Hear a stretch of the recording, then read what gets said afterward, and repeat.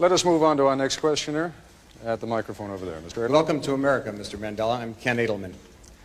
Those of us who share your struggle for human rights and against apartheid have been somewhat disappointed by the models of human rights that you have held up since being released in jail. You've met over the last 6 months 3 times with Yasser Arafat, who you have praised. You have told Gaddafi that you share the view and applaud him on his record of human rights and his drive for freedom and peace around the world. And you have praised Fidel Castro as a leader of human rights and said that Cuba was one of the countries that's head and shoulders above all other countries in human rights, despite the fact that documents at the United Nations and elsewhere show that Cuba is one of the worst. I was just wondering, are these your models of leaders of human rights? And if so, would you want a Gaddafi or an Arafat or a Castro to be a future president of South Africa? One of the mistakes which some political analysts make is to think that their enemies should be our enemies.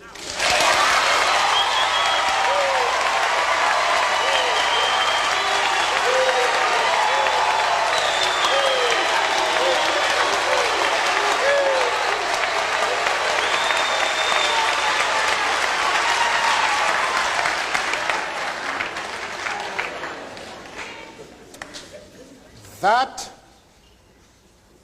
we can and we will never do. We have our own struggle, which we are conducting. We are grateful to the world for supporting our struggle. But nevertheless, we are an independent organization with its own policy. And the attitude of every country towards, our attitude towards any country is determined by the attitude of that country to our struggle.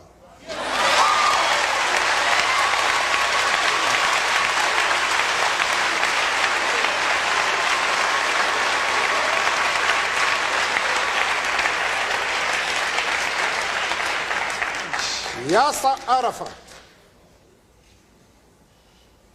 Colonel Gaddafi, Fidel Castro support our struggle to the hilt.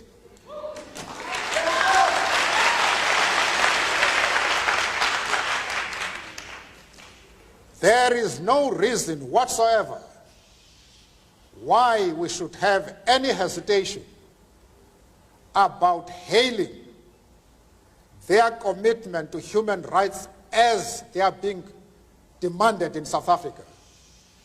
Our attitude is based solely on the fact that they fully support the anti-apartheid struggle.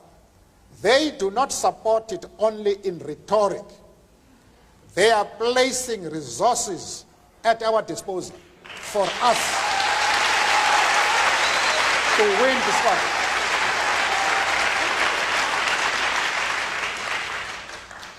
That is the position.